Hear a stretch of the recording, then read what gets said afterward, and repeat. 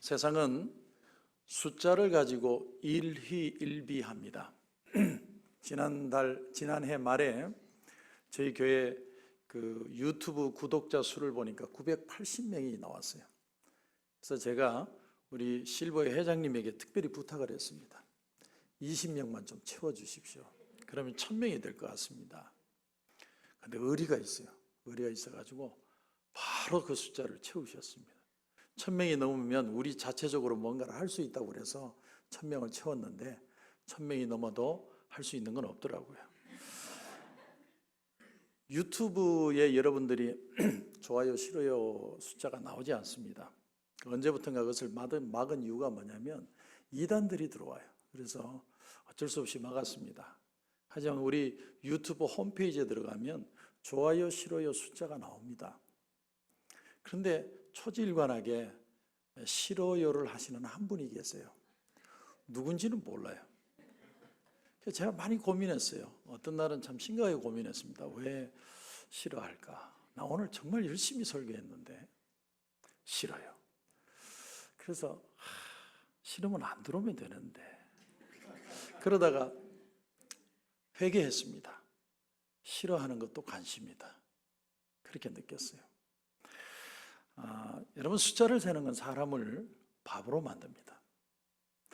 세상의 영은 항상 숫자의 마력으로 우리를 마비시킵니다.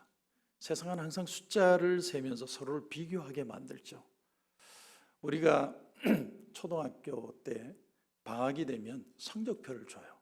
그러면 집집마다 대부분의 집안이 곡소리가 납니다. 타작 기간이 따로 없어요. 그때가 추수의 날입니다. 그러면서 늘 하는 말이 참 네 같은 게 살아서 뭐하냐? 너 양 키우려고 지금 공부하냐? 목자 되고 싶니? 양이 뭐냐 양이? 우리 그 성적 그레이드는 참 희한합니다. 수미양가. 수우는 우수수 다 떨어지고 아름다울 미도 없어서 양을 키우다 보니까 가라, 집 나가라. 가가 되는 거죠. 가라. 여러분 그때를 기억하십니까? 세상은 끊임없이 비교를 해요. 비교. 이제 아이들의 꿈이 달라졌어요. 이제는 대통령 이런 얘기하는 바보 같은 애들은 없어요. 다 유튜버 돼가지고 인플루언서가 되겠다.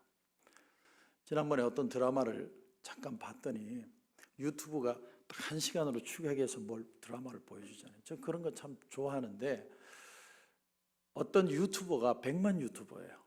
근데 다 쓰러져 가는 식당에 들어가가지고 사진 몇 장 찍고 맛있어요 누르니까 그 집이 3층으로 집이 올라가더라고요. 우리 교회 잘 되는 건 간단합니다. 걱정하실 거 하나도 없어요. 100만 유튜버가 와서 교회 죽인다. 목사 설교 죽인다. 그러면 다 끝나요.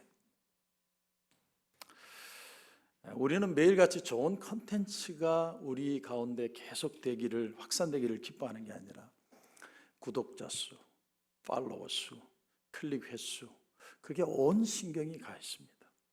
그래서 우리는 참된 기쁨이 아니라 자기 만족을 하며 삽니다. 마치 인간의 모든 것이 그런 그레이드에 의해서 결정되는 것처럼 이 숫자에서 헤어나오는 사람이 한 명도 없어요. 그 마력이 얼마나 큰지 모릅니다. 얼마나 큰 집에 사느냐, 얼마나 내가 많이 벌었느냐, 얼마나 내 자식이 잘 됐느냐, 거기에 따라서 어떤 사람은 어깨에 힘이 들어가고 어떤 사람은 힘이 빠져요. 모든 기준이 거기에 있어요. 근데 여러분, 화목한 가정, 화목한 교회, 정말 평안이 넘치는 기쁨을 우리가 숫자로 셀 수 있습니까? 내가 영성의 깊이를 또 선한 인품을, 기도의 능력을, 내적 세계의 평안을, 은혜의 기쁨을 우리가 숫자로 환산할 수 있습니까? 가만 보면 하늘나라 가치는 전부 숫자와는 숫자로 매길 수 없는 겁니다. 그러므로 우리가 숫자로 매기고 서로 평가하는 것은 세상의 영이에요. 하나님이 오늘 본문에 참 슬퍼하십니다. 왜 다윗을 슬퍼하냐면 세상의 영에 휘둘렸기 때문에요. 제국의 왕으로서 숫자를 파악하는 이유가 내가 그 숫자를 통해서 자기 위치를 확인하고 두려움을 떨쳐버리려고 그랬는지 모르지만 하나님은 참 슬프셨어요. 다윗은 광야에서 쫓길 때, 굴 속에 숨어 살 때 참 영이 맑았습니다. 하나님께만 딱 붙들려 있었어요. 바들바들 떨면서도 하나님 은혜 주시고 하나님 함께 하시면 나는 이 세상을 얼마든지 살아갈 수 있습니다 고백하는 그 마음 저 깊은 곳에 영혼의 별처럼 빛나는 고백이 시편 아닙니까? 그런데 자기의 인생을 이제 정리해야 될 때가 되어서 다윗은 유혹이 찾아왔습니다. 내 세력이 어느 정도 될까?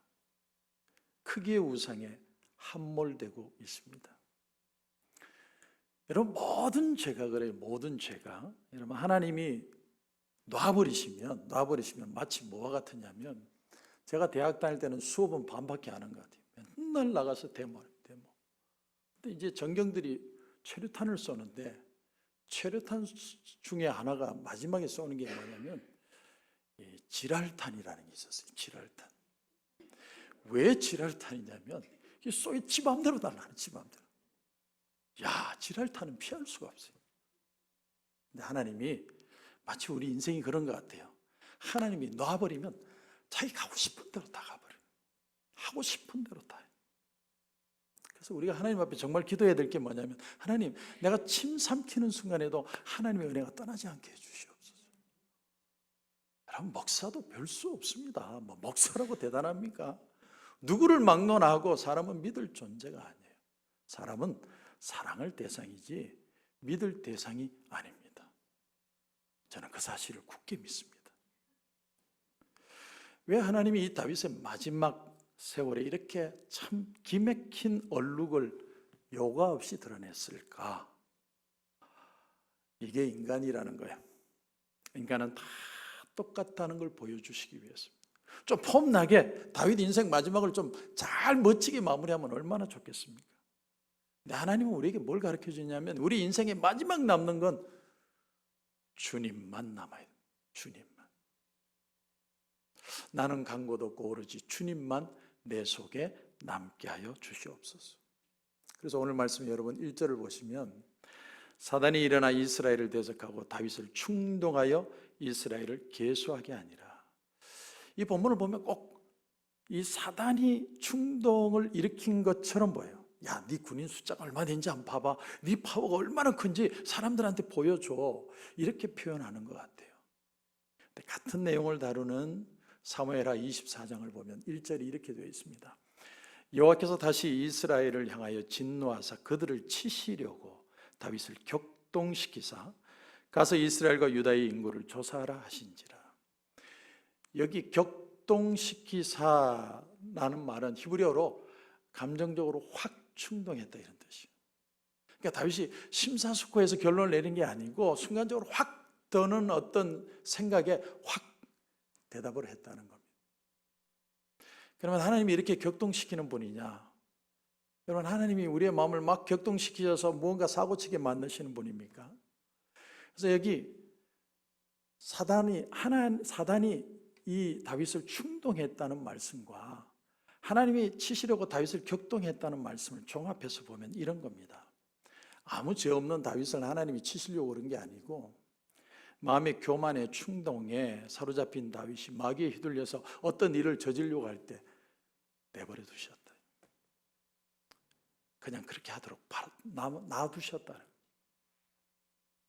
그렇다면 다윗은 왜 전쟁에 나갈 만한 숫자를 셌느냐는 거예요. 여러분, 자, 이런 거예요. 여러분 잘 들어보십시오. 자기 그 잘났던 압살롬이 쿠데타를 일으켰어요. 압사할 놈이 쿠데타를 일으켜서 겨우 그걸 진압을 했습니다. 벗은발로 도망가고 아들이라 죽일 수도 없고. 근데 그것이 끝나고 나면 끝난 게 아니고 세바의 반란이라는 게 또 일어나요. 그것도 겨우 진압을 했습니다. 그때 다윗의 나이가 몇 살이냐면, 오늘 본문에 나오는 다윗의 나이가 67세입니다. 다윗이 70의 세상을 떠나죠. 3년밖에 안 남았어요. 마지막에 마음에 갑자기 이런 생각이 드는 거예요. 이러다가 내가 내 명줄 될 만큼 끝까지 왕을 잘 지킬까? 나도 내 부하들을 세우고 그들이 나를 돕는 부하들이 되는지를 체크해 봐야겠다.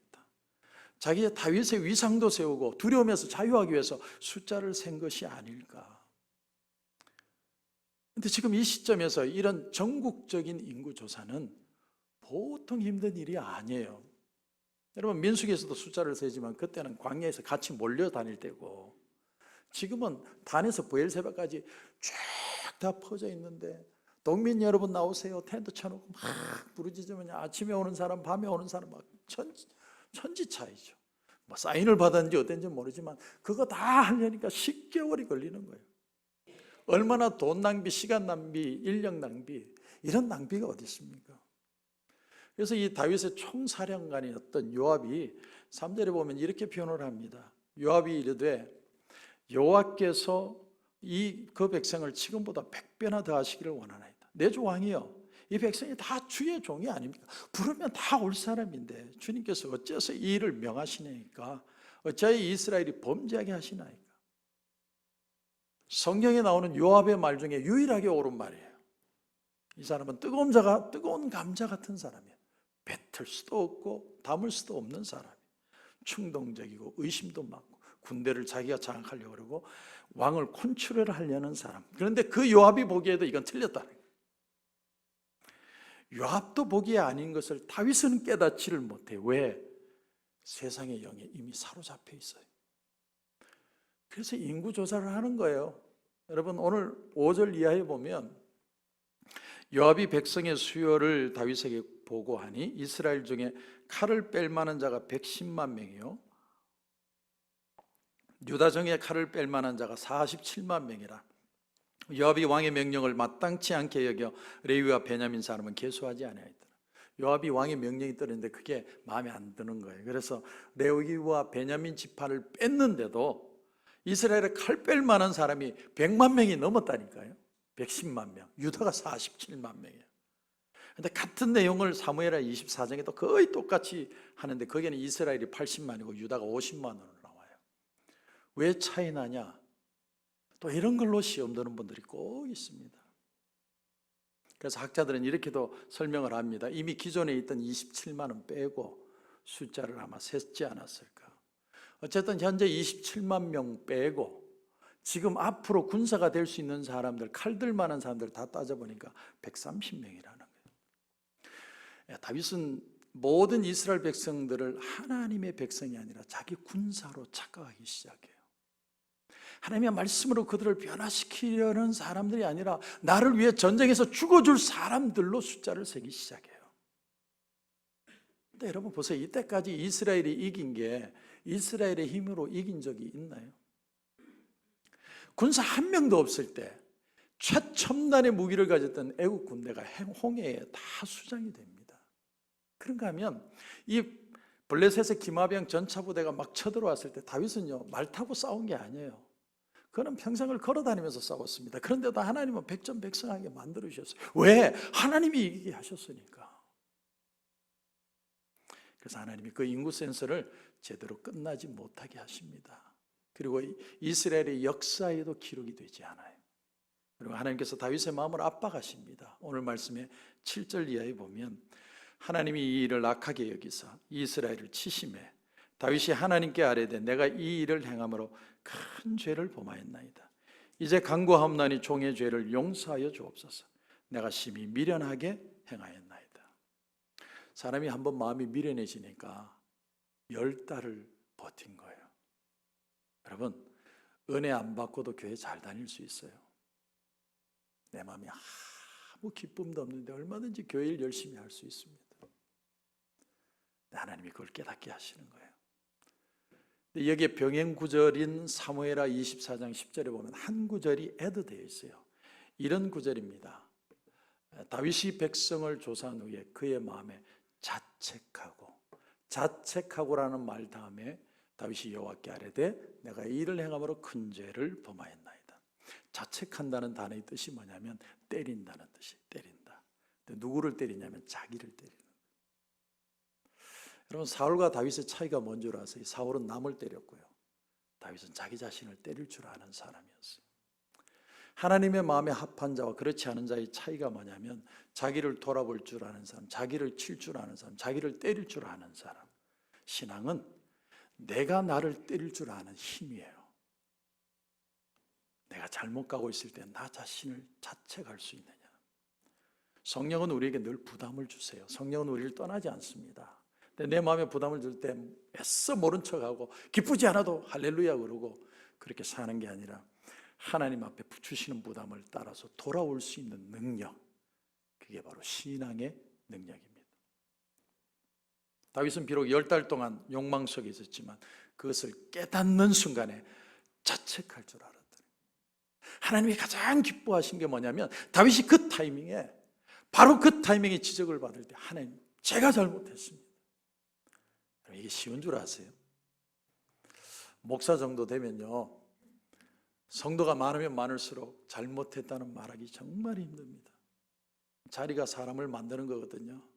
자리가 사람을 변화도 시키지만 자기의 마음을 솔직하게 표현도 못하게 만듭니다. 여러분, 혹시 이 내용을 들으면서 여러분의 마음에 부담이 오는 분들이 있습니까? 하나님은 회개하기를 원하세요. 정말 우리의 마음이 기쁨을 회복하기를 원하세요.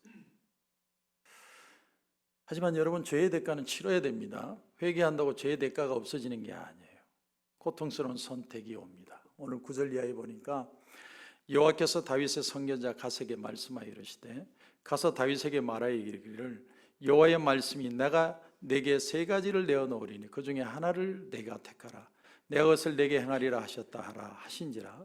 갓이 다윗에게 나아가 그에게 말하되, 여호와의 말씀이 너는 마음대로 택하라. 혹 3년 기근이든지, 혹 네가 석 달을 적군에게 패하여 적군의 칼에 쫓길 일이든지, 혹 여호와의 칼 곧 전염병이 사흘 동안 이 땅에 유행하며 여호와의 천사가 이스라엘 온 지경을 멸할 일이든지라고 하셨나니 내가 무슨 말로 나를 보내시니 이렇게 대답할지를 결정하소서. 여러분, 다윗 같으면 뭘 결정하시겠습니까? 3년 동안 기근, 혹은 전쟁에 져서 벗은 발로 도망다니는데 3개월, 아니면 그냥 3일 딱 화끈하게 받고 끝내버리자, 그런 걸 여러분 택하시겠습니까? 다윗이 너무너무 고통스러웠습니다. 이 선택을 한다는 자체가 피를 말리는 거예요. 그런데 여러분, 13절에 아주 놀라운 다윗의 고백이 나옵니다. 보시면 다윗이 갓에게 이르되, 내가 공경에 빠졌도다. 여호와께서는 긍휼히 심히 크시니. 이 말씀이 굉장히 중요한 얘기예요. 여러분, 다윗이 3일이 제일 짧아서 그날을 택한 게 아니에요. 하나님의 성품을 알고 하나님의 성품 때문에 하나님의 성품에 호소하겠다는 거예요.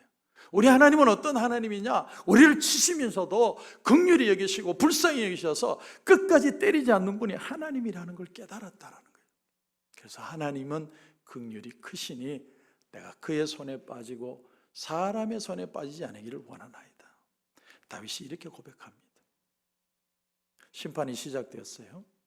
전염병이 온 세상을 휩습니다. 코로나 바이러스보다 몇 배는 강한, 걸리면 즉사하는 바이러스가 온 세상에 퍼졌어요. 7만 명이 죽습니다. 어떤 사람이 이런 질문을 해요. 아니, 하나님은 어떻게 다윗 한 사람 잘못한 걸 가지고 그렇게 이스라엘 백성을 7만 명이나 죽이는 그런 못된 하나님일 수 있느냐? 여러분, 백성들이 죄가 없지 않았어요. 사무엘하 24장 1절에 보면 이런 말씀이 나옵니다. 여호와께서 다시 이스라엘을 향하여 진노하사 그들을 치시려고 다윗을 격동시키사 가서 이스라엘과 유다의 인구를 조사하라 하신지라. 그러니까 이스라엘 백성들이요, 압살롬이 구테타 일으킬 때, 세바가 반란을 일으킬 때 거의 휩쓸려 다닌 사람들이에요. 근데 제대로 하나님 앞에 회개한 적이 한 번도 없는 사람, 그냥 넘어가는 겁니다. 근데 다윗, 이 하나님께서 그것을 심판하시는 거예요. 하나님이 택한 사람인데. 근데 다윗 또한 범죄를 했어요. 숫자를 세는 겁니다. 안정되고 싶은 마음에, 두려움을 떠나버리는 마음에 그 마음을 가졌는데 그 마음을 치심으로 이스라엘도 같이 치시는 거예요. 출애굽기에 보면 하나님이 바로의 마음을 강팍해 하셨다는 표현이 나와요. 아니, 무슨 하나님이 사람의 마음을 못되게 해가지고 애굽 사람도 괴롭히고 이스라엘 백성들 힘들게 만드는 그런 하나님이 어디 있느냐라고 생각이 쉽지만, 강팍하게 한다는 건 다른 뜻이 아니라 자기가 생각하는 대로 내버려둔다는 거예요. 여러분, 자식이 하다가 말 안 들으면 어떻게 합니까? 부모가 네 하고 싶은 대로 해라, 네 하고 싶은 대로 하고 살아라. 저는 저희 아버지한테 들은 말 중에 제일 마음이 아픈 게 그 말이었어요. 네 하고 싶은 대로 하고 살아라. 그래서 애굽도 깨닫고 바로도 깨닫고 이스라엘 백성들도 깨닫게 되는 시간. 그러므로 어떤 사안을 가지고 심판하셔야 될 때에 하나님께서는 그 심판의 촉발자가 되는 또 다른 범죄가 있을 수 있다는 거예요. 하나님이 3일 동안 전염병으로 그들이 죽어 쓰러지게 하는데 정확하게 보면 3일이 아니에요. 하루나 이틀에 7만 명이 쓰러졌습니다.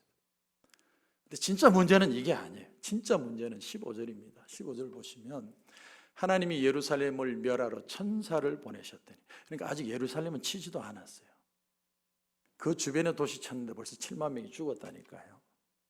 그리고는 천사가 멸하려 할 때 여호와께서 보시고 이 재앙 내림을 뉘우치사 멸하는 천사에게 이르시되 족하다, 이제는 네 손을 거두라 하시니 그때의 여호와의 천사가 여부수 사람 오르난의 타작마당 곁에 선지라. 자, 이제 예루살렘을 천사가 치면요, 이건 7만 명의 숫자도 아니에요. 수십만 명이 그냥 다 죽는 거예요. 근데 하나님이 스탑, 이납, 그만. 하나님이 완벽하게 충족이 되어서 스탑한 게 아니에요. 그냥 심판을 멈춘 거예요. 왜? 이스라엘 백성들이 불쌍해서가 아니라 하나님의 선하신 마음 때문에 더 이상 치지 못하시고 멈추신 거예요. 그리고 그 타이밍을 놓치지 않고 다윗이 그 하나님의 품속으로 다윗이 파고들어요. 오늘 17절을 보면 이렇게 되어 있습니다. 하나님께 아뢰되 명령하여 백성을 계수하게 한 자가 내가 아니니까 범죄하고 악을 행한 자는 곧 나이니이다. 이 양떼가 뭘 했습니까? 청한데 나의 하나님 여호와여, 주의 손으로 나와 내 아버지 집을 치시고 주의 백성에게 재앙을 내리지 마십시오. 차라리 내 가문을 그냥 폭삭 멸망시키고 우리 백성은 구원해 주세요. 똑같은 심정의 표현이 바울이 로마서 9장 3절에 표현을 합니다. 나의 형제 곧 고륙의 친척을 위하여 내 자신이 저주를 받아 그리스도에게서 끊어질지라도 원하는 바로라.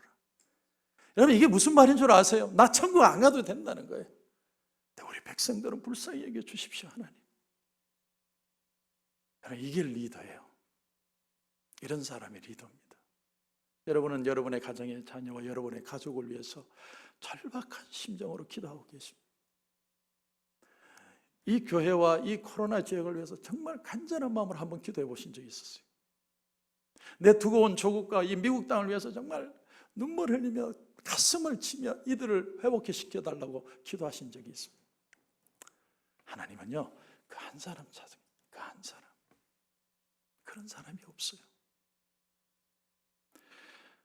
하나님은 드디어 선지자 갓을 보내서 이 심판의 종결을 어떻게 지을지를 다윗에게 방법을 가르쳐 주십니다. 오늘 18절을 보면 여호와의 천사가 갓에게 명령하여 다윗에게 이르시기를 다윗은 올라가서 여부수 사람 오르난의 타작마당에서 여호와를 위하여 제단을 쌓으라 하신지라. 심판의 천사가 멈춘 곳이 어디냐면 오르난의 타작마당이라는 곳인데 거기서 어린 양의 피가 흘려지는 제사를 하나님 앞에 지내라는 거예요. 하나님이 다윗과 장로들이 철저하게 하나님 앞에 회개하는 걸 보면서 심판을 멈추긴 하셨지만 아직 하나님의 정의가 충족된 게 아니에요. 그런데 이 정의가 충족되는 유일한 방법이 뭐냐면 어린 양의 희생제사를 통해서 하나님이 완벽하게 이 심판을 멈추시겠다는 거예요. 여러분, 여기 아주 중요한 우리 신앙의 비밀이 있어요. 비밀이에요. 다윗의 회개가 아니라 어린 양의 피가 흘려지는 희생하는 제사가 하나님의 정의를 만족시킨다는 거예요. 그래서 여러분, 예수님의 대속의 보혈의 피가 우리에게 필요한 겁니다. 우리가 아무리 회개를 해도요, 내가 아무리 나가서 선하고 착한 일 많이 해도요, 예수님의 보혈로 우리의 죄값을 치르지 않으면 아무 소용이 없어요. 하나님의 심판이 멈추시고 하나님과 우리 사이에 화목에 이루어지려면 오직 어린 양의 피가 아니면 안 된다는 거예요. 넘어가서 역대하 3장 1절 이하에 보면 이런 말씀이 나옵니다. 솔로몬이 예루살렘 모리아산에 여호와의 전 건축하기를 시작하니 그곳은 전에 여호와께서 그의 아버지 다윗에게 나타나신 곳이요 여부수 사람 오르난의 타작마당에 다윗이 정한 곳이라. 솔로몬이 성전을 어디에 건축했어요? 오르난의 타작마당, 어린 양의 피가 흘려진 장소에 예루살렘 성을 세웠습니다. 예루살렘 성전을 세웠습니다. 근데 거기가 무슨 산이 있었다고요? 모리아산. 모리아산이 어떤 곳입니까? 아브라함이 자기 아들 이삭을 제물로 드리려고 했는데 그 대신에 순양을 잡아서 드린 어린 양의 피가 흘려진 곳, 그곳에 하나님의 성전을 세운 겁니다. 결국 다윗의 인생에 하나님이 뭐만 남게 하신 거냐면 어린 양의 죽음만 남게 하는 거예요. 너는 그리스도만 남아야 돼. 내 인생에 다른 건 아무것도 필요가 없어. 말씀을 마무리합니다. 오늘 이 말씀이 저는 주님이 주시는 중요한 메시지가 뭘까요? 교회는요, 어린 양의 보혈에 피가 흘려서 세워진 제단이에요. 여러분, 이 가운데는요, 예수 그리스도의 십자가의 피가 면면이 흐르고 있는 거예요. 그 피로 치유받고 그 피로 회복되는 장소예요. 교회는 그래서 있는 거예요. 다른 거 필요 없어요. 이게 없으면 그건 교회가 아니에요. 사랑하는 성도 여러분, 우리 인생의 끝에는 주님만 남기를 원합니다. 선교를 한 이후에도 주님만 남아야 돼요. 내가 교회를 열심히 해서도요, 주님만 남아야 돼요. 그래야 시험 안 들고 살아요. 나는 간 곳이 없고 구속한 주만 보이는 우리 코로나 감사교회, 주님 오시는 그날까지 그리스도만 드러나는 우리의 귀한 모습이 되기를 주님의 이름으로 축원합니다. 기도드리겠습니다.